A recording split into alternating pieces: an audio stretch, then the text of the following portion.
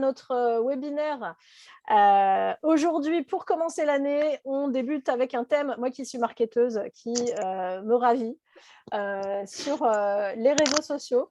Et on accueille Amandine Clémençon, qui est une professionnelle aguerrie du marketing et de la communication. Ce que je propose, c'est de partager mon écran avec vous pour vous présenter, vous dire quelques mots d'abord sur Flexter, parce que pourquoi c'est Flexter qui organise ce webinaire. Donc, je vais juste prendre 5 minutes pour vous parler de Flexter. Et puis ensuite, on présentera Amandine et on entrera vraiment dans le vif du sujet. La question classique que je vais poser est, alors j'essaie de me mettre en plein écran, est-ce que vous voyez mon écran? Oui. Parce qu'il y a maintenant des best-sellers sur toutes les phrases de bonjour Olivier, je n'avais pas vu que tu étais arrivé, toutes les phrases classiques du webinaire. Donc, on recommence une série mensuelle de webinaires avec Flexter. Aujourd'hui, le thème est en 2022, j'augmente la visibilité de ma PME sur les réseaux sociaux B2B, comme je le disais, avec Amandine Clémençon qui travaille en temps partagé comme les membres de l'équipe Flexter. Alors, le réseau Flexter, qu'est-ce que c'est ? Eh bien, c'est un réseau qui va permettre de répondre à une problématique qui a trait au manque de temps ou de compétences présentes dans une entreprise. Donc, on travaille avec des dirigeants d'entreprise ou des dirigeants dans l'entreprise qui dirigent une entité, une entreprise et qui ont beaucoup de sollicitations à répondre au quotidien et qui manquent de la compétence en place pour pouvoir traiter des sujets. Ça peut être de la finance, ça peut être des ressources humaines, ça peut être évidemment du marketing. Et souvent, on rencontre des organisations qui sont parfois le dirigeant ou un des dirigeants ou plusieurs dirigeants sont amenés à remplir plusieurs fonctions dans l'entreprise et au bout d'un moment, il leur manque du temps. Et c'est là que la notion de temps partagé intervient. Donc, le temps partagé, on peut trouver tout un tas de définitions, mais ça va être la possibilité pour une organisation de faire appel à des intervenants extérieurs à l'entreprise pour remplir une mission que celle-ci ne veut pas ou ne peut pas, pour laquelle elle ne veut pas ou ne peut pas recruter. Ne veut pas, par exemple, parce qu'elle a un business très saisonnier et que pour certaines fonctions dans l'entreprise, il n'y a pas forcément nécessité à faire appel à une personne à temps plein. Et les experts de l'équipe Flexter interviennent quelques jours par semaine, quelques jours par mois, voire quelques jours par an. Ça peut être quasiment seulement un jour par mois, un jour tous les 2 mois. Mais comme s'il faisait vraiment partie intégrante de l'organisation cliente. Et la notion de partage, c'est qu'on travaille pour plusieurs entreprises en même temps. Dans l'équipe, on a beaucoup de gens, on peut les voir sur notre site web. On a aussi un réseau élargi auquel on fait appel également. Donc, on est tous des professionnels qui sont indépendants et qui avons eu une expérience significative en entreprise, dans des grands groupes ou dans des PME, et pour certains dans des comités de direction. Donc, on est à des niveaux de management et de direction. Et l'avantage que ça nous donne, c'est d'être, comme on est senior dans nos fonctions, je précise, hein, ça ne veut pas dire qu'on est forcément vieux, mais ça nous permet d'interagir et d'intervenir rapidement. Donc, on intervient de façon aisée avec des directions générales, on comprend vite les problématiques qui sont liées à notre fonction et ça veut dire que dès qu'on arrive sur une mission, on peut intervenir rapidement. Vous pourrez le voir sur le site web, on a de nombreuses compétences présentes dans notre réseau. Notamment, cette année, on a intégré des personnes spécialisées en RSE, en affaires publiques, en qualité, donc qui n'étaient pas là dans le réseau l'année dernière, enfin en 2020. Donc en 2021, on a enrichi ce réseau. Et on propose des offres vraiment en fonction des besoins. Le temps partagé, c'est, je dirais, ce qui est le plus répandu, à savoir, j'ai besoin d'un ou d'une DRH, peut-être 2 jours par semaine pour assurer les ressources humaines dans mon entreprise. Mais on peut intervenir aussi en mode conseil. On peut intervenir toujours en temps partagé, mais vraiment pour remplir un de vos collaborateurs, un de vos directeurs sur un temps réduit dans le cadre d'une transition. Et ce qu'on propose, ce qu'on appelle le Flex Tandem, c'est une offre qu'on a lancée l'an passé qui consiste à accompagner des juniors que vous recrutez. Par exemple, des personnes en alternance qui sont apprentis, des personnes même qui peuvent être en CDI ou en CDD, mais qui sont juniors, qui ont encore besoin d'apprendre, pour lesquelles vous sentez qu'elles ont du potentiel, mais vous n'avez pas forcément le temps à dédier à leur management et à les faire progresser dans leurs fonctions si jamais vous les embauchez sur une fonction pour laquelle vous-même, vous n'avez pas l'ensemble des compétences, et bien nous, on vous propose d'accompagner ces jeunes et de les piloter sur votre activité.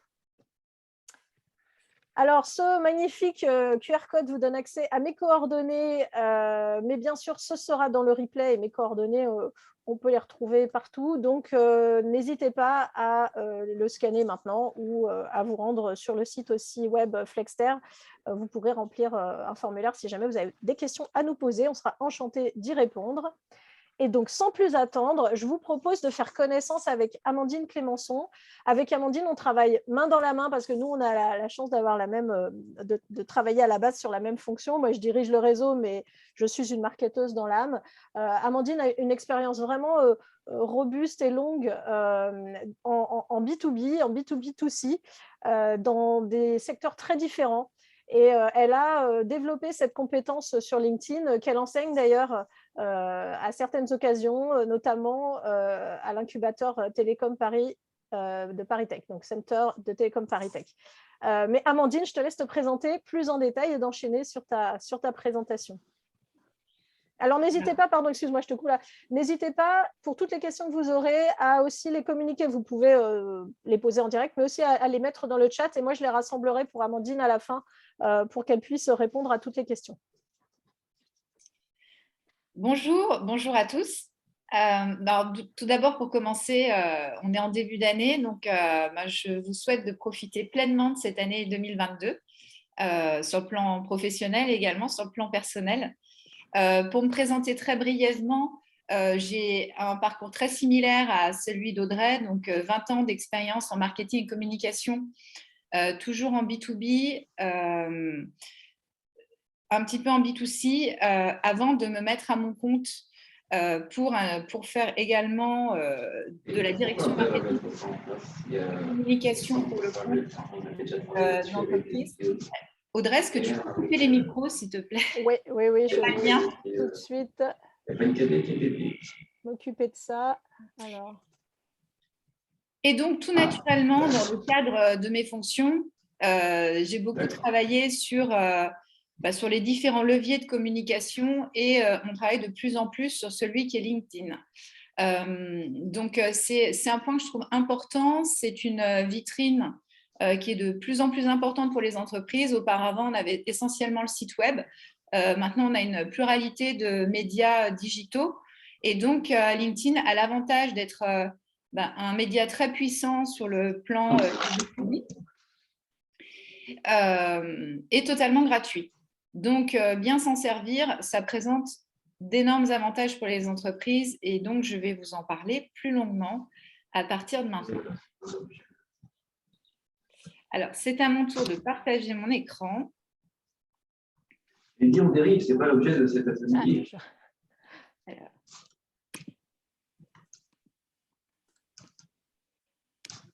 Ok. Allons-y. Alors, qui parle? J'arrive pas à trouver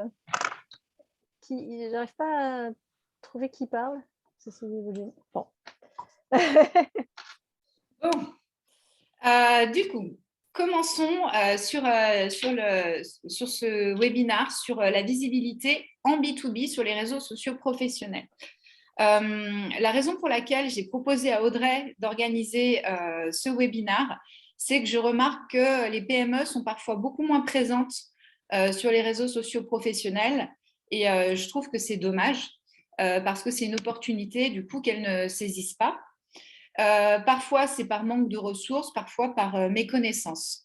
Et puis, comme on est en début d'année, je me suis dit que peut-être que chez certains dirigeants ou responsables communication de PME ou de TPE, sur la liste des bonnes résolutions, il y avait justement ce point qui était d'affirmer davantage sa visibilité sur les réseaux sociaux en B2B. Donc, alors c'est fabuleux. Voilà. Hop. Donc, au sommaire de ce webinaire, tout d'abord, on va voir brièvement les différents réseaux sociaux qui existent et ceux qui correspondent le mieux à un statut de PME, mais ça sera à vous de le choisir. Puis, nous allons d'abord parler du fond, quel sujet aborder. Puis, d'un côté beaucoup plus opérationnel, comment on fait clairement pour publier, pour être visible et pour avoir de la visibilité sur ces posts. En quatrième point, nous verrons comment développer votre réseau. Donc, à la fois votre réseau personnel et votre réseau de votre page entreprise. Et puis, évidemment, toute la démarche, c'est le test and learn, c'est-à-dire j'analyse mes résultats et en permanence, j'ajuste ma stratégie. Donc, on va commencer par une partie qui est peut-être plus stratégique et après une partie beaucoup plus tactique. Et j'espère qu'à la fin de ce webinaire, vous aurez les points de repère pour justement vous lancer. Donc, avant tout, il y a 3 règles d'or lorsqu'on décide de communiquer sur les réseaux sociaux professionnels. La première règle, c'est d'avoir une intention. C'est-à-dire que avoir une démarche opportuniste en parlant un jour de la pluie et le lendemain du beau temps, c'est de la présence, mais ça n'est pas forcément de la présence efficace. Si vous décidez de vous lancer sur les réseaux sociaux professionnels, il faut que vous ayez une stratégie. Vous sachiez exactement à quoi ça doit vous servir. C'est un média, donc c'est un moyen de communication. Et donc, ma première règle, c'est d'avoir une intention. Donc, pas de présence sur les réseaux sociaux sans stratégie préalable. La deuxième règle, c'est la qualité. Donc, on veut parfois être présent sur tous les réseaux sociaux professionnels, mais c'est chronophage de bien le faire. Donc, moi, ce que je vous recommande, c'est qu'il vaut mieux être efficace sur 1 voire 2 réseaux plutôt que décider d'être partout et de faire des copier-coller. La troisième règle, c'est la régularité. C'est comme la bicyclette. Quand on s'arrête de pédaler, on n'avance plus, voire on recule.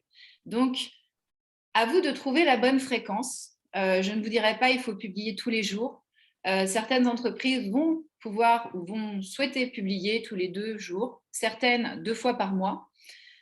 Tout dépend de leurs objectifs justement, mais en tout cas, soyez réguliers, que votre présence soit régulière et attendue pour ne pas perdre en visibilité et devoir de nouveau fournir un effort important pour regagner la visibilité que vous avez perdue.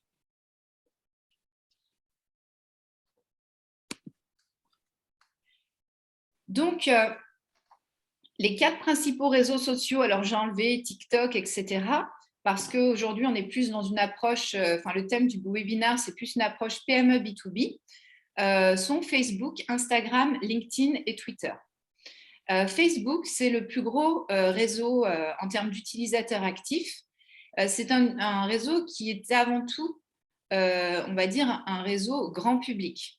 Donc, certaines entreprises se mettent sur Facebook parce que leurs activités sont liées à la vie de tout un chacun. Par exemple, dans le cadre de commerçants, de services à la personne ou encore de clubs sportifs. Donc, ça peut être pertinent dans ces cas-là d'être sur Facebook. Facebook, ça peut être aussi une vitrine de la vie de votre entreprise. Et donc, fédérer votre personnel sur Facebook. Mais attention, Facebook, c'est aussi le réseau social où il y a le plus de publicité un petit peu mensongère, etc. Donc, c'est un réseau social à prendre avec des pincettes, on va dire, d'un point de vue promotionnel, je ne sais pas si c'est le meilleur, mais ça peut être une vitrine pour les structures qui ont vraiment un lien avec la population française. Ensuite, vous avez Instagram, qui est le réseau du visuel. Donc, c'est un réseau qui est approprié pour les entreprises qui peuvent développer des contenus esthétiques, qui ont une marque ou des produits extrêmement esthétiques qu'ils vont pouvoir mettre en scène. Donc, typiquement, dans l'univers de la mode, des cosmétiques, du voyage, toute activité qui peut véhiculer cette image, en tout cas chez qui l'image est très forte. Puis, nous avons LinkedIn, que j'ai mis en gras parce que c'est sur LinkedIn surtout que nous allons travailler ce matin ensemble, qui est le plus gros réseau professionnel et qui est incontournable pour communiquer en B2B. À la fois sur la partie notoriété, visibilité de son entreprise, mais c'est également un réseau sur lequel on peut entrer en relation et donc développer son business. Et enfin, vous avez Twitter, qui est le réseau des influenceurs, des journalistes. C'est un réseau qui est beaucoup dans l'instantanéité. Donc, sur Twitter, vous allez avoir de l'actualité chaude, des brèves, des articles, des infographies, mais vraiment totalement à la minute et en prise avec l'instant T. Pas du tout, vous n'avez pas partagé une actualité qui a eu lieu il y a 3 semaines.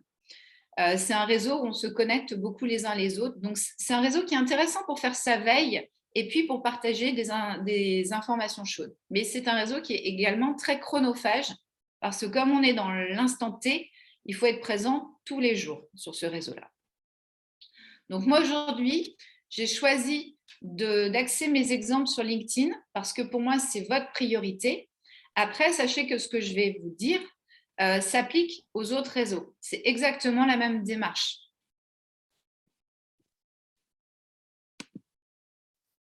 Donc, tout d'abord, quel sujet aborder? Alors, quand je fais l'atelier de manière peut-être plus interactive en présentiel, je vous dirais, déjà, vous, d'un point de vue personnel, quand vous êtes sur LinkedIn, qu'est-ce que vous zappez comme post? Donc, souvent, ce que j'ai comme réponse, c'est typiquement, tiens, on a fait un baby-foot, on a bu un café. Ça intéresse les gens de l'entreprise, mais autour de l'entreprise, ça ne nous intéresse pas tellement. Vous allez peut-être zapper des contenus qui ont des caractères un petit peu très personnels, qui pourraient se retrouver d'ailleurs plutôt sur Facebook. Voilà, donc ce qu'on remarque, c'est qu'il y a certains posts dans le fil d'actualité qu'on a envie de ne pas voir, qu'on aimerait ne pas voir, voire on se désabonne de certaines personnes. En revanche, il y a des posts que vous lisez avec intérêt et même que vous allez partager parce que vous allez les transmettre à une connaissance en disant tiens, j'ai vu ce post, j'ai lu cet article, j'ai vu cette interview et je la trouve vraiment intéressante, ça va t'intéresser. Donc, c'est vers ça que vous devez tendre. Et donc, vous verrez que ce sont souvent des sujets de fond, des interviews, des retours d'expérience, ça peut être des livres blancs, des études statistiques. Donc là, vous pouvez commencer à voir vers quoi vous devez tendre, bien évidemment, en l'adaptant à votre secteur d'activité. Sachant que ce matin, on a vraiment un panel de secteurs d'activité différents, de taille d'entreprise et de personnes qui sont plus ou moins avancées sur LinkedIn. Et puis, je vous poserai une dernière question parce que c'est souvent un biais qu'on remarque. C'est qu'est-ce que vous pensez des personnes qui ne parlent que d'elles-mêmes? Alors, je vous donne un exemple. Vous êtes dans un colloque professionnel, c'est le moment du cocktail, vous tombez sur quelqu'un qui va ne vous parler que, une personne qui va ne vous parler que d'elle. Et moi ci, et moi je, et moi ça. Et au bout d'un moment, je pense que vous allez être lassé et que si vous la revoyez dans le prochain cocktail, vous allez vraiment essayer de ne pas tomber sur elle. Et c'est exactement ce qui se passe aussi sur les réseaux sociaux professionnels, c'est que lorsque l'on parle trop souvent de soi, ou alors qu'on répète tout le temps les mêmes choses, les personnes peuvent se désabonner de votre page. Donc, il faut trouver le bon dosage. Et je vous dirais, et donc, c'est la règle numéro 4 qui est extrêmement importante. Moi, ce dont je suis convaincue, c'est que vos réseaux sociaux ne doivent pas être centrés sur vous-même. On vous a envoyé, on vous a proposé de nous dire ce que vous attendiez de cet atelier. Et effectivement, à plusieurs reprises, certaines personnes ont dit voilà, moi j'aimerais développer une posture d'expert, asseoir ma légitimité, la notoriété de mon savoir-faire. On est vraiment là-dedans. C'est-à-dire que votre objectif, c'est que votre page d'entreprise, ça devienne un petit peu la page de référence sur votre savoir-faire, sur votre secteur, que ce soit un secteur géographique ou un secteur d'activité. Et donc, évidemment que vous ne pouvez pas parler uniquement de vous si c'est votre objectif.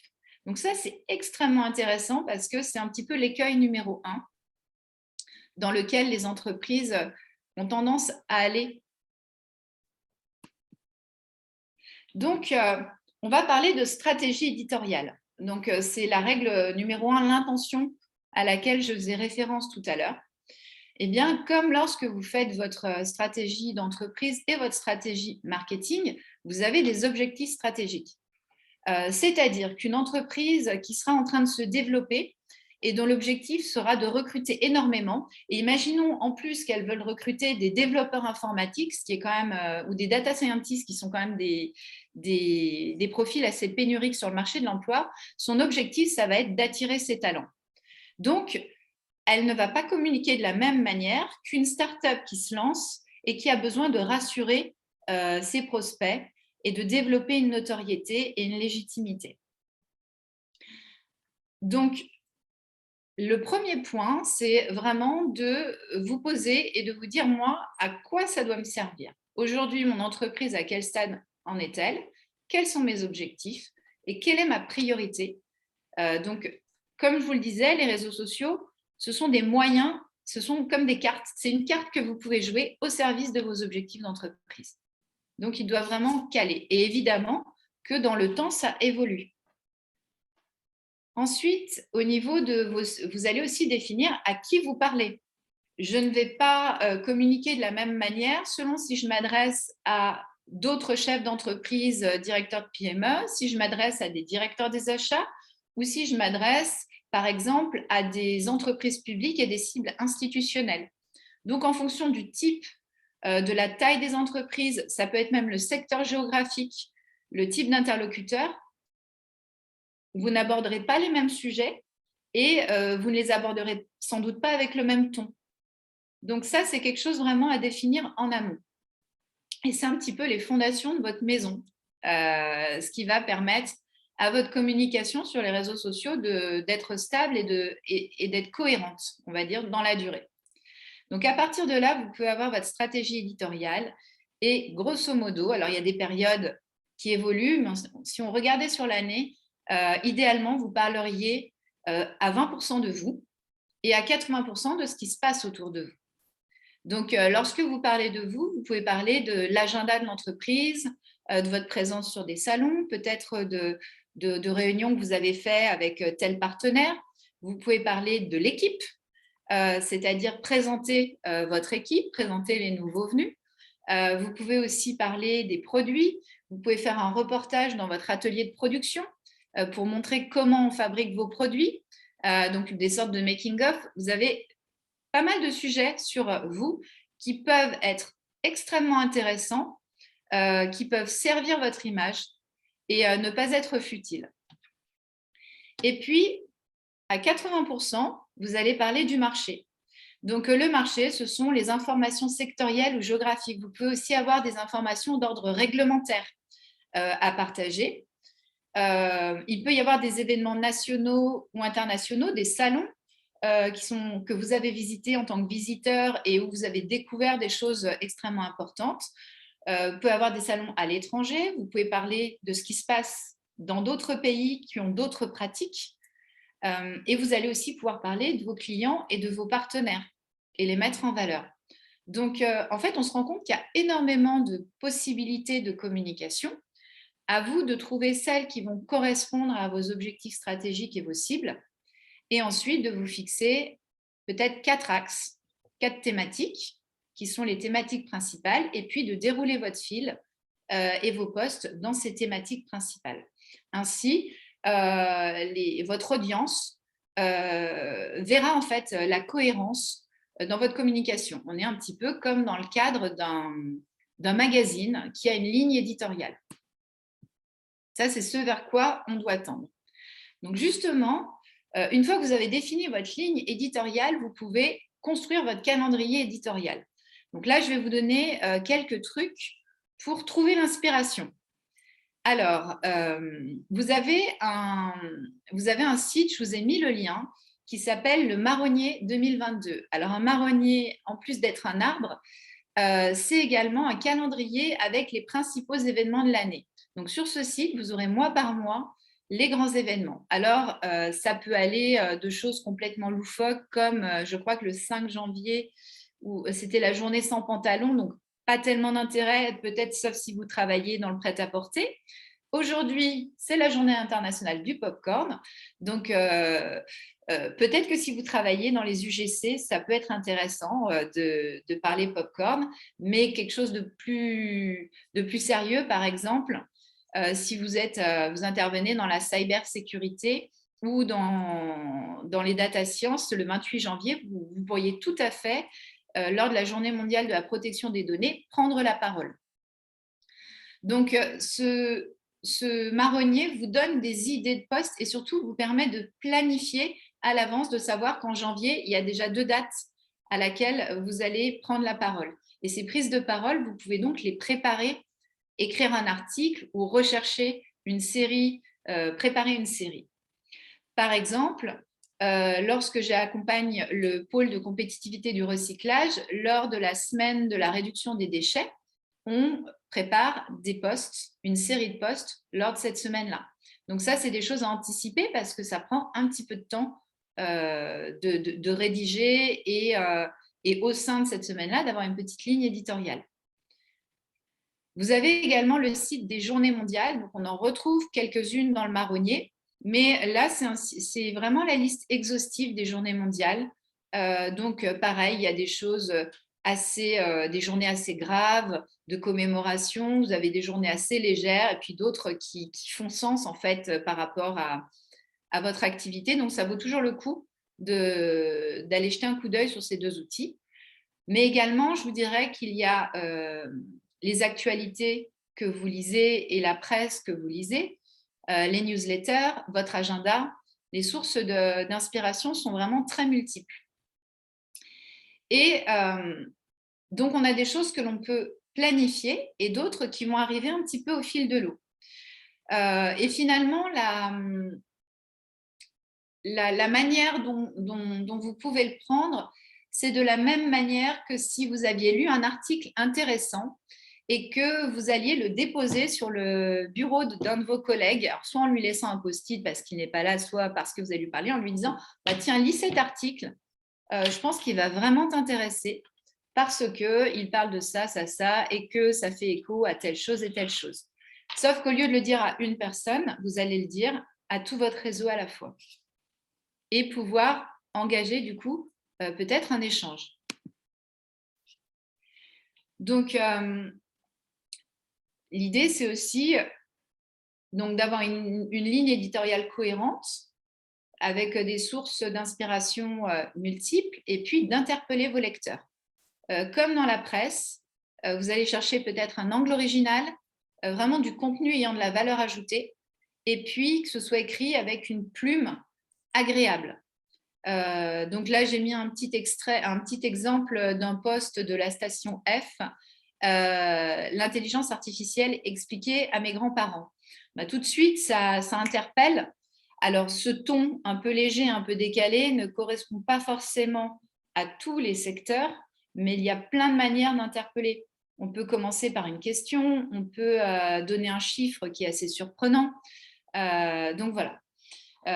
L'idée, c'est vraiment d'interpeller parce que dans ce fil d'actualité où il y a énormément de contenu, le but, c'est de ressortir. Donc, on va ressortir en étant original et de bonne qualité jusqu'au moment où les personnes vont s'abonner et parce qu'elles ont envie d'avoir régulièrement l'information venant de votre entreprise.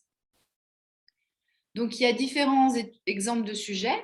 Par exemple, ce qui peut intéresser les personnes, c'est tout ce qui est résultats d'études, statistiques, infographie.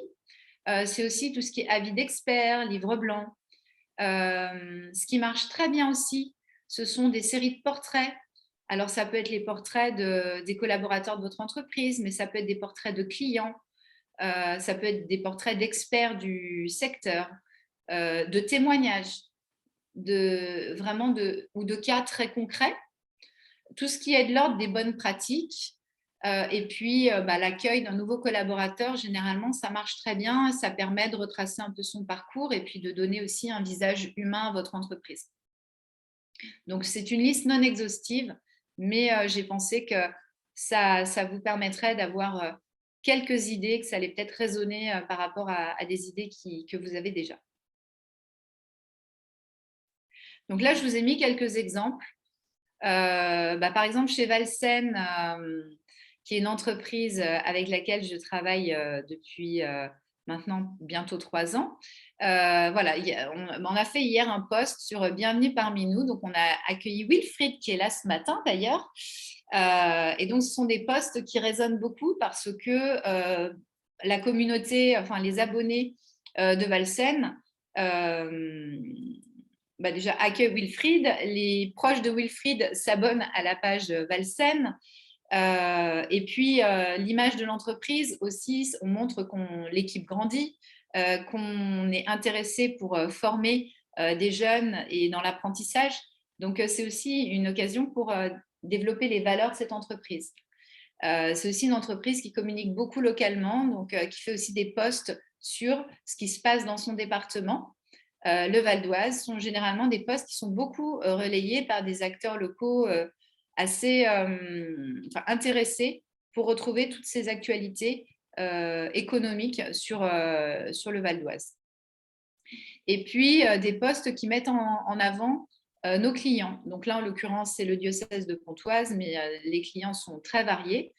Ce qui permet de montrer avec qui on travaille, ce qui permet aussi de mettre en valeur le savoir-faire des clients. C'est une entreprise qui systématiquement propose à ses clients de faire un post qui explique ce qu'ils font et de transmettre ainsi leurs coordonnées.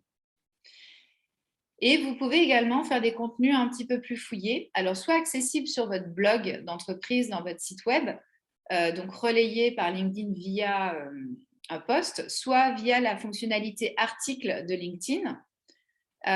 Et là, en l'occurrence, c'est le pôle de compétitivité avec qui on a fait sur une année 35 portraits d'adhérents, donc avec des interviews qui permettaient d'avoir leur vision de leur secteur d'activité. Et donc, c'est des interviews qui étaient assez appréciées. C'est vraiment une série que l'audience du pôle retrouvait quasiment toutes les semaines. Et donc, pour les adhérents, c'était aussi assez valorisant d'être mis en lumière comme ça. Et donc, ils repartageaient à leur tour le post. Donc, on a un effet, on a un effet de rayonnement ensuite des sujets. Donc, après le fond, nous allons passer à la forme. Donc, évidemment, à utiliser avec parcimonie, mais quand on est dans un fil d'actualité, il faut être remarqué sur le fond, mais également sur la forme. Donc, je me suis permis de mettre cette petite carte postale qui résume un petit peu la situation. Donc, mettez en valeur vos contenus. D'une part, vous pouvez jouer avec des polices de caractères. Donc, je vous ai mis le lien vers le site Cool Symbol, mais il y en a d'autres, où vous pouvez choisir des lettres de Scrabble, mettre des polices en gras. Donc, quand vous rédigez votre post, ça vous permet de faire ressortir soit des titres, soit certains mots dans votre post. Vous avez également les emojis. Donc, pareil, je vous ai mis un lien pour en trouver. Les emojis avec modération. Et ça n'est pas forcément approprié à tout type de secteur.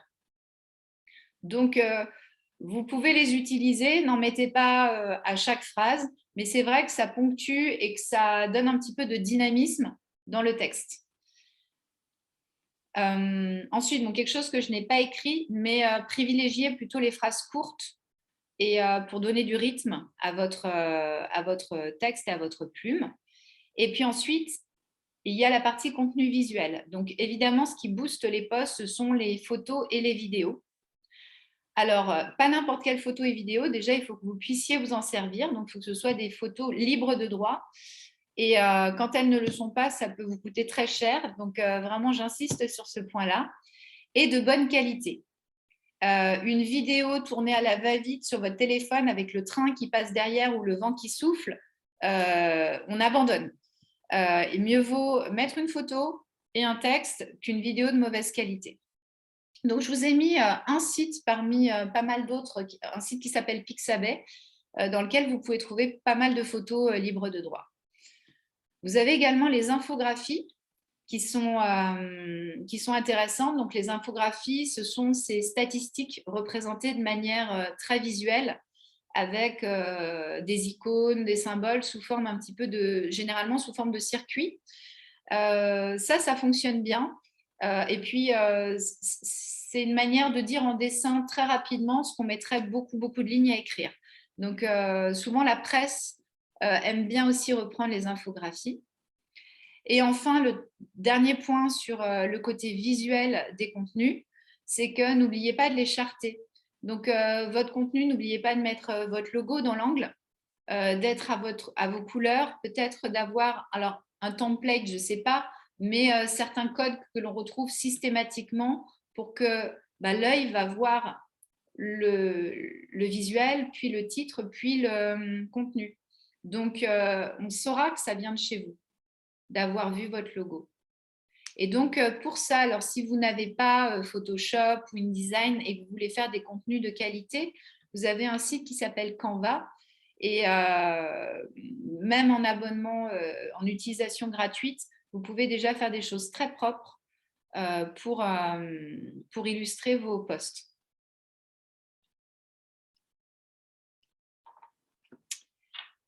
Donc, j'ai également eu plusieurs questions sur les tags et les hashtags. Alors, j'ai bien mis à utiliser avec modération. Donc, taguer, c'est mettre un arrobase devant le nom d'un utilisateur. Donc, à ce moment-là, quand vous le tapez, puis vous avez le nom d'un utilisateur qui peut être une entreprise ou une personne, ce nom va devenir en gras. Et cela veut dire que cette personne ou cette organisation va recevoir dans ses notifications LinkedIn l'information que vous avez parlé d'elle dans un post. Et elle aura également votre post dans son fil d'actualité. Donc, ça veut dire que cette personne, logiquement, quand on reçoit Audrey Varona-Stone a parlé de vous, a mentionné votre nom dans un post, on va voir le post. Et s'il est élogieux, en tout cas, on va le partager, on va le commenter, on va le liker et on va du coup faire fonctionner l'algorithme LinkedIn. Et puis, il y a le hashtag. Le hashtag, c'est un dièse placé devant des mots-clés. Et ça permet finalement de regrouper tous les contenus qui ont ce mot-clé. Donc, si vous tapez un hashtag avec un mot dans votre barre de recherche sur Google, vous aurez tous les contenus digitaux qui ont abordé ce mot-clé qui vont apparaître. Donc, ça permet de remonter par rapport à une thématique.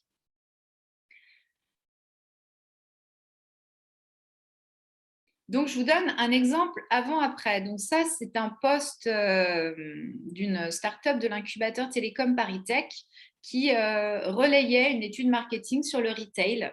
Et donc, ils avaient fait ce post-là. Donc, c'est intéressant parce que l'étude était vraiment très intéressante. Donc, c'était un contenu de qualité. Le visuel est aussi de qualité. Mais en revanche, au niveau du texte, c'était un peu plat. Donc, ils ont fait un texte avec un titre qui résume en gros la conclusion de l'étude, mais également dans cette étude, il y avait 17 enseignes françaises qui avaient répondu, donc c'était aussi l'occasion de les taguer. Et d'ailleurs, cette start-up proposait une solution pour le retail.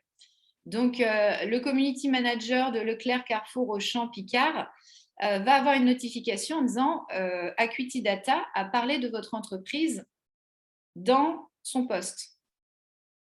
Également, le fait de taguer l'auteur de l'étude. Parce qu'un auteur, et c'est comme les journalistes, si vous relayez un article de journal, vous pouvez remercier le journaliste pour cet article. Généralement, ça leur fait plaisir. Et puis, avec quelques mots-clés. Donc voilà, ça permet d'être visible des personnes dont on souhaiterait être visible. Mais attention, ne taguez pas tout le temps les mêmes personnes à tort et à travers parce qu'au bout d'un moment, elles vont se désabonner de votre page. Donc, il faut vraiment l'utiliser de manière pertinente.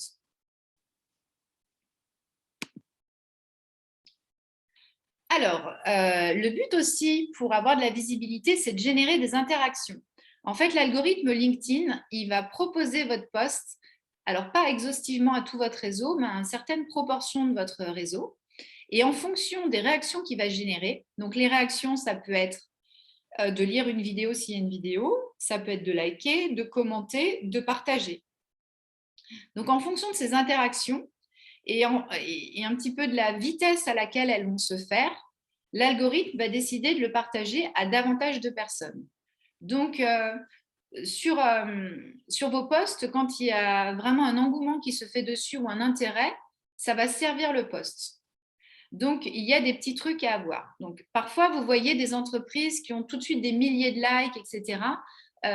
Ou certaines personnes, alors que ce n'est pas forcément très intéressant ce qu'ils disent. Sachez que certaines font appel à des robots. Moi, je suis totalement contre parce que finalement, c'est une espèce de bulle d'intérêt, mais il n'y a pas forcément la qualité. Et surtout, c'est dangereux parce que c'est interdit. Donc, vous pouvez vous faire fermer votre page entreprise si vous avez recours à ce type de stratagème. Donc, la meilleure chose, c'est d'impliquer votre équipe. C'est-à-dire que quand il y a un post de l'entreprise, tout le monde réagit ou commente. Et pour info, les likes et les commentaires nourrissent l'algorithme LinkedIn. Lorsque vous faites un partage, dans la page sur laquelle vous avez partagé, les compteurs se remettent à zéro et ne vont plus nourrir la page initiale. Donc, je vous dirais de toujours privilégier les réactions et les commentaires plutôt que les partages.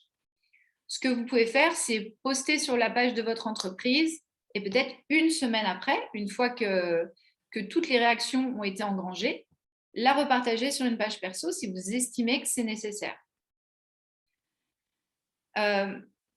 N'hésitez pas, pour avoir de la visibilité, à, dans votre signature d'email, sur votre site web, mentionner vos réseaux sociaux. Et ce que je vous disais, multipliez les interactions. Quelqu'un commente, répondez aux commentaires.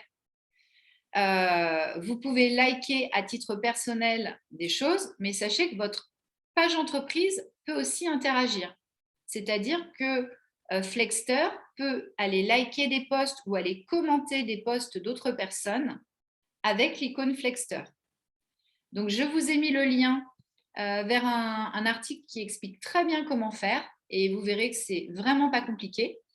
Mais c'est aussi une façon de dire coucou, je suis là en tant qu'entreprise sur une thématique ou auprès d'un acteur qui vous intéresse particulièrement.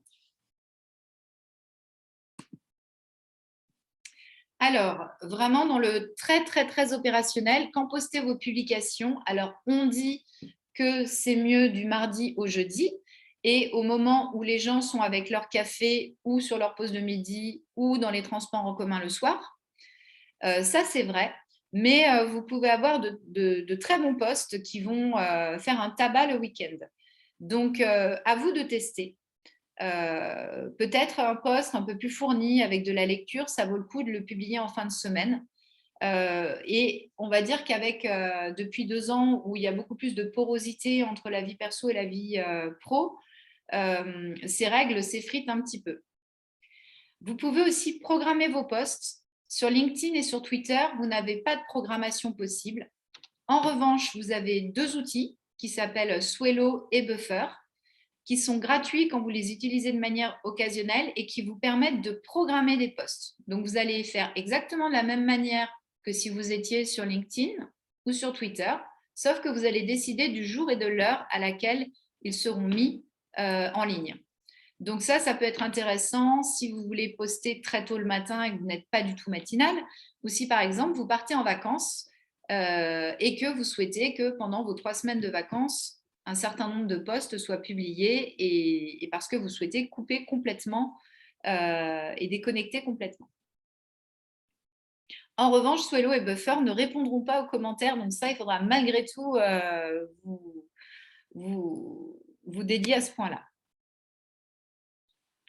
Alors, LinkedIn et Twitter, oui, permettent aussi de développer votre réseau. Donc, d'une part, il faut créer votre page entreprise. Donc, pour la créer, vous verrez, c'est très simple. Ça se fait à partir de votre profil personnel et vous avez différentes rubriques. Mon conseil, c'est renseignez-les bien, toutes. Parce qu'on est dans une démarche de référencement naturel. Donc, les mots que vous allez utiliser, c'est des mots qui vont faire remonter dans les recherches. Donc, vous avez un pitch de présentation à bien utiliser. N'oubliez pas les liens vers vos sites web. Et surtout, n'oubliez pas cette petite rubrique qui s'appelle « Spécialisation » tout en bas de la page, qui sont les mots-clés sur lesquels on peut vous retrouver. Donc là, dans le cas de TomTom, c'est l'exemple que j'avais pris. Il y avait technologie, navigation products and services, maps, traffic and software. Donc, par rapport à ça, ça permet aussi que vous remontiez dans des recherches. C'est la même chose pour les pages personnelles. Les mots-clés que vous avez dans votre profil vous font remonter dans les recherches. Deuxième point, invitez vos relations à s'abonner à votre page. Donc, sans abonnement premium, vous avez le droit à 100 invitations par page entreprise par mois. Donc, c'est déjà pas mal, d'autant plus que vous avez des personnes qui vont s'abonner spontanément. Mais ça vous permet de faire des relances. Et puis, quand vous faites des posts sur votre page entreprise, vous allez avoir des gens qui aiment, qui commentent, qui partagent. À chaque fois, regardez qui n'est pas abonné à votre page et proposez-leur de vous abonner à la page parce qu'elles ont démontré spontanément un intérêt pour ce que vous faisiez. Donc, n'hésitez pas à les inviter à venir s'abonner à votre page. Donc, vous voyez, c'est tout un travail un petit peu d'orfèvre, mais très régulier pour arriver à faire grossir son réseau. Alors, je vous disais, finalement, vous allez inviter des gens à s'abonner à votre page entreprise via votre page personnelle, votre réseau personnel. Donc, il faut que vous fassiez en même temps grossir vos relations personnelles en publiant régulièrement, en vous connectant à toutes les personnes avec qui vous avez des affinités professionnelles. Donc, c'est à la fois pour le business, mais ça peut être aussi des salons, des organisateurs d'événements, des journalistes. Vous pouvez également cibler des contacts grâce à LinkedIn, et je vais vous montrer avant, et vous avez des outils qui peuvent permettre d'automatiser l'entrée en contact. Je ne sais pas si vous avez remarqué, mais lorsque quelqu'un entre en relation avec vous, ou propose une entrée en relation, généralement, il est allé voir votre profil. Ensuite, il vous a suivi. Ensuite, il vous envoie un message. « Bonjour Amandine, j'aimerais beaucoup, nous travaillons tous les deux dans l'environnement, j'aimerais beaucoup que nous puissions échanger sur ce sujet ou être en relation. » À partir de là, vous acceptez ou vous refusez, et puis parfois vous avez une relance, parfois vous acceptez, et la relation démarre. Vous avez des applis, donc vous avez Sales Navigator, mais vous avez aussi d'autres applis en LinkedIn, je vous en ai cité 2, Prospecting ou Alaxi, qui permettent d'automatiser cette entrée en relation. C'est-à-dire que vous allez cibler, grâce à LinkedIn, une liste de profils qui vous intéressent. Cette liste, vous allez l'exporter dans ces moulinettes et à partir de là, Wallaxy ou Prospecting, par exemple, vont, à la manière d'un humain, contacter en allant visiter le profil, en suivant le profil et puis en faisant tout un arbre de décision d'entrée en relation. Premier message, relance. Au bout de 2 relances, j'abandonne. Et si l'entrée en relation se fait, j'envoie un message de remerciement. Donc, ça peut vraiment vous permettre d'accélérer en fait, le développement de votre réseau, sachant que le conseil que je vous donne, c'est de ne pas prendre un gros échantillon où vous avez mis un peu tout le monde en disant c'est pas grave, je fais du volume et puis on verra bien, avec des messages assez passe-partout. Parce que ça, on en reçoit tous les jours et on n'a pas très envie d'accepter la relation. Par contre, vous pouvez vraiment définir des cibles très précises et adapter votre message. Et ça fait partie de votre stratégie de départ et de votre stratégie commerciale. Donc, je vous ai mis un exemple. Quand vous tapez dans la barre de recherche LinkedIn des mots-clés, c'est comme du langage booléen. Vous pouvez avoir des and ou des or. Là, par exemple, je tapais des gens qui travaillent dans les achats et dans le développement durable. Alors, évidemment, je suis sur la France entière, j'ai 12 000 résultats. Donc, 2 personnes qui, dans leur profil, ont achat et développement durable. Mais je peux continuer les filtres. Je peux affiner les lieux. Je peux avoir des gens avec qui je suis en relation de premier ou de deuxième niveau. Je peux également préciser que achat, ça doit être dans leur titre de fonction actuelle, parce que si c'est quelqu'un qui est maintenant DRH et qu'elle était directrice des achats il y a 10 ans, c'est plus valable.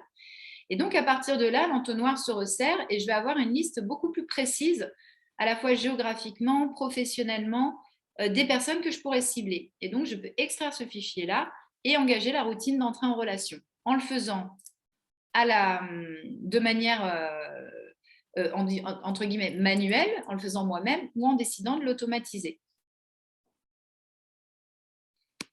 Donc, c'est très important de soigner votre page personnelle. Donc, votre profil personnel en tant que dirigeant d'entreprise, ce n'est pas un CV. C'est vraiment vous en tant que dirigeant d'entreprise, qu'est-ce que vous allez apporter aux autres.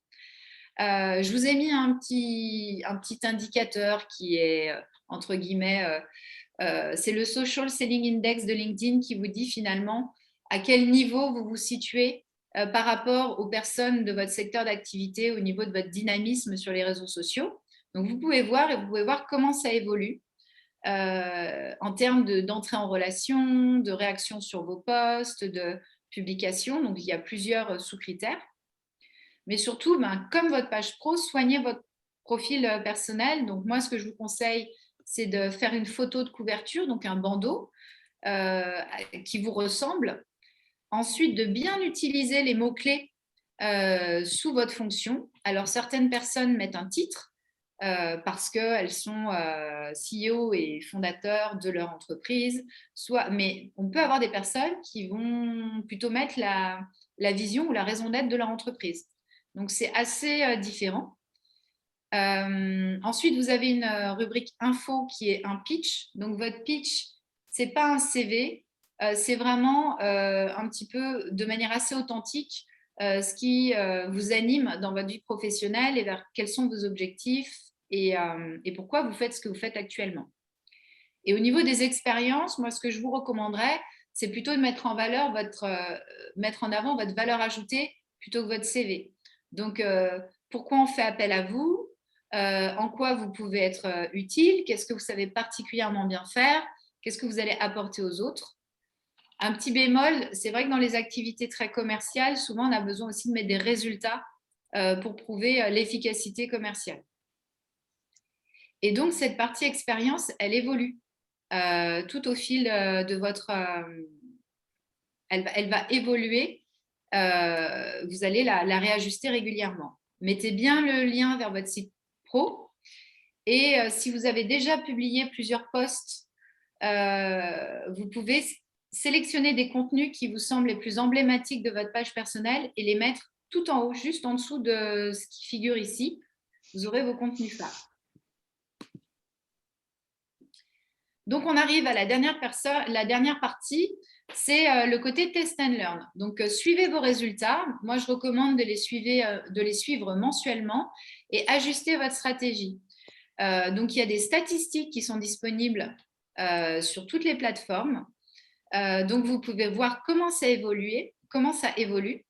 Donc, votre taux de clic, c'est le nombre de clics qui ont été générés par impression. Donc, une impression, c'est la présentation de votre post sur le fil d'actualité d'une personne. Et le taux d'engagement, c'est le nombre de réactions au global qu'a généré une impression. Donc, ça peut être des clics, mais ça peut être des j'aime, ça peut être des commentaires et ça peut être des partages. Et puis, vous devez suivre également comment évolue votre nombre d'abonnés sur votre page. Donc, c'est très bien fait, même je dirais, sur LinkedIn. Je vous ai mis juste, vous avez des statistiques sur la page, sur les nouvelles. Je vous ai mis un exemple. Donc, vous avez par exemple du 4 au 18 janvier. Là, c'est la page de Valsen. Il n'y a rien de confidentiel. Mais on voit bien que certains posts ont eu plus d'impressions que d'autres. Ce post-là avait généré davantage de réactions. Donc, avec un nombre de clics plus ou moins important. Et donc, on voit bien les taux de clics. Donc, un taux de clic moyen, c'est aux alentours de 2,5%. Et un taux d'engagement moyen, c'est entre 2 et 4%. Donc, on voit qu'il y a certains posts qui fonctionnent beaucoup mieux que d'autres. Et donc, ça va être votre expérience de vous rendre compte de ce qui marche et de ce qui intéresse votre audience. Donc, en conclusion, lancez-vous, testez et apprenez. Donc, ce que vous pouvez faire à partir de maintenant, c'est de vous préparer un calendrier éditorial et d'organiser un comité de rédaction mensuel. Ne pas oublier que chaque fois que vous publiez quelque chose de personnel ou de professionnel, vous mettez une explication avec. C'est l'histoire de je mets l'article sur le bureau de mon collègue, je vais soit lui expliquer, soit lui mettre un post-it, mais je ne vais pas donner, donner une info comme ça sans lui donner de contexte. Mettez de l'humain dans vos publications. C'est important de mettre un visage sur vous et sur votre entreprise. N'oubliez pas de répondre rapidement aux messages qui vous sont envoyés et aux commentaires. C'est comme ça que votre réseau et que les liens avec vos réseaux vont devenir plus étroits. Attention à l'orthographe.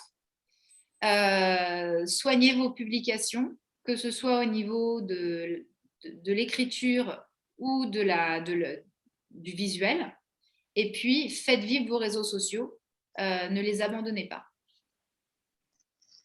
Donc, je vous ai mis, vous le recevrez, une petite checklist que je donne toujours quand il y a des personnes qui se lancent. C'est en gros, quand je fais un post, je check, je vérifie mon contenu, je check le rédactionnel, je vérifie le visuel, je vérifie les tags et les hashtags, et puis je fais bien le suivi. Voilà. Donc, je pense que vous avez pas mal de clés pour vous lancer. Si jamais vous avez besoin d'aide, avec Audrey, on a créé un petit pack qui est un petit booster pour se mettre le pied à l'étrier. Ça consiste à faire une séance de travail avec vous pour définir votre stratégie éditoriale, créer votre page pro, optimiser vos pages personnelles, construire votre calendrier éditorial annuel, donc sur les choses qui sont prévisibles. Vous préparez une charte, on va dire LinkedIn, pas votre charte d'entreprise, mais votre charte LinkedIn. Et puis, vous accompagnez pendant un mois sur vos premiers posts, sur les valider, les relire, vous expliquer et vous donner la main pour que petit à petit, vous deveniez autonome et que vous soyez totalement à l'aise pour continuer. Donc, ça, vous en parlerez peut-être ultérieurement avec Audrey, mais pour nous, c'était important aussi de vous proposer quelque chose de concret pour passer à l'action dès le mois de janvier. Ce que je vous propose maintenant, c'est de voir les questions. Aurons-nous accès au PowerPoint ensuite? Oui, bien sûr, la présentation PowerPoint. Une question, oui, de Evie. Vaut-il mieux prendre la parole via son profil personnel pour parler de son entreprise ou via la page entreprise? Alors, les posts perso ont plus de succès, mais par exemple, lorsque je vous ai montré Valsen, ça n'a pas d'intérêt que le DG de Valsen relaie une actualité du Val d'Oise. Ça n'aurait pas marché sur sa page perso. En revanche, ça marche très bien sur la page pro. Sachant que ça fait partie, c'est un des axes de la stratégie éditoriale de l'entreprise. En revanche, si vous lancez quelque chose, si vous, en tant que dirigeant d'entreprise, vous souhaitez prendre la parole parce qu'il y a une évolution dans votre secteur, parce que vous souhaitez annoncer une nouveauté dans votre entreprise, faites-le en tant que dirigeant. Donc, il y a un petit peu un aller-retour entre les deux. C'est-à-dire que vous allez décider qu'à certains moments, c'est le dirigeant qui prend la parole et à d'autres moments, c'est l'entreprise. Amandine, la question, je pense, qui se pose, qui est la plus délicate, et il n'y a pas toujours la bonne réponse, c'est que Evie, par exemple, elle est indépendante et à son compte. Et effectivement, la question souvent se pose, c'est de à quel point je me distingue de mon organisation, parce qu'à la fois, construire une page entreprise, elle n'a de portée que la page de votre page entreprise, elle n'a de portée que elle n'apparaîtra que dans le fil des gens qui sont abonnés à votre page. Donc, c'est sûr que c'est moins évident pour... Oui, alors je n'avais pas ce point de contexte. Evie, je vous dirais du coup au départ, enfin moi, c'est ce que je fais au niveau personnel, c'est que j'ai tout misé sur ma page entreprise parce que quand on est indépendant, on a une marque d'entreprise mais les gens décident de travailler avec vous en tant que personne. C'est l'intuition personnelle qui compte avant tout. Donc, je vous dirais surtout de miser sur votre page personnelle dans ce cas-là. Créez votre page entreprise déjà pour avoir la page entreprise, le lien vers votre site web et le petit logo sur votre profil. Ce que vous pouvez faire dans votre page entreprise, c'est parfois écrire des articles et les repartager via votre page personnelle. mais on va dire que ça va être du 95% perso, au moins au début. Ok. Pour l'instant, c'est ce que je fais en fait. Ma page entreprise, je crée le contenu que je publie via ma page entreprise et ensuite je le partage via mon compte perso. D'accord, bah écoutez, c'est exactement ce que je ferais, ce que je fais à titre personnel. Ok. Pourquoi la modération pour les hashtags? Alors, ils augmentent la visibilité des posts, mais j'ai vu des personnes mettre 40 hashtags dans un post. Donc, ça fait un gros paquet de lignes bleues à la fin du post et ça fait un petit peu désespéré. Je veux vraiment de la visibilité à tout prix. Donc, et au bout d'un moment, c'est même plus forcément les bons hashtags. Moi, il y a quand même un principe de communication, c'est un message, enfin, chaque message ne parle que d'un sujet. Et si vraiment on parle que d'un sujet, eh bien, on n'a pas besoin de 15 hashtags. On va en avoir 5.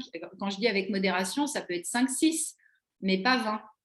Donc, Et là-dessus aussi, c'est vrai que Instagram a cette… en fait, sur Instagram, on va trouver beaucoup de hashtags. Ce n'est pas les codes LinkedIn. LinkedIn, on va être beaucoup plus précis.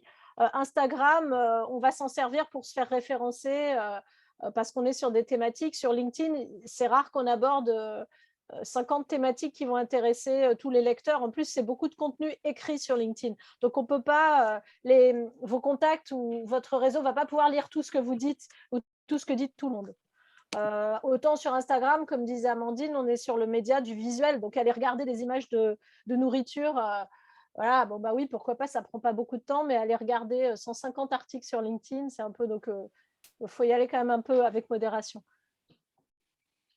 Donc, pour ma part, j'espère vous avoir tout dit. J'espère vous avoir donné envie et puis peut-être l'audace de vous lancer parce que parfois, on a des petits freins psychologiques et qu'on a toujours un peu de mal à parler de soi-même et de son entreprise, surtout quand c'est quasiment la même chose. Donc voilà, n'hésitez pas si vous avez des questions. Audrey et moi sommes tout à fait disponibles pour y répondre même hors antenne. Merci vraiment beaucoup pour votre participation, votre attention. On a légèrement débordé, donc c'est super à tous ceux qui ont pu rester. Et puis, n'hésitez pas, voilà, toutes les questions que vous pouvez avoir, on se fera un plaisir de vous donner les conseils. Il y a beaucoup de bon sens là-dedans. Et une fois qu'on commence à être habitué, c'est comme dans toute l'activité de l'entreprise. Il faut accélérer et développer ce qui fonctionne et ce qui ne fonctionne pas, on le laisse tomber. Et on passe à autre chose. Voilà. Écoutez, un grand merci. Sans vouloir trop dévoiler, on vous donne rendez-vous le mois prochain pour ceux qui sont intéressés par l'export pour un webinaire animé par nos deux spécialistes export. Et on communiquera très rapidement. Donc, ça doit être, je pense, le 11 février. C'est un vendredi. On vous donne rendez-vous à cette occasion-là. Et nous vous souhaitons encore une fois un très bon début d'année et une excellente journée. À très bientôt. Au revoir. Merci beaucoup. Au revoir.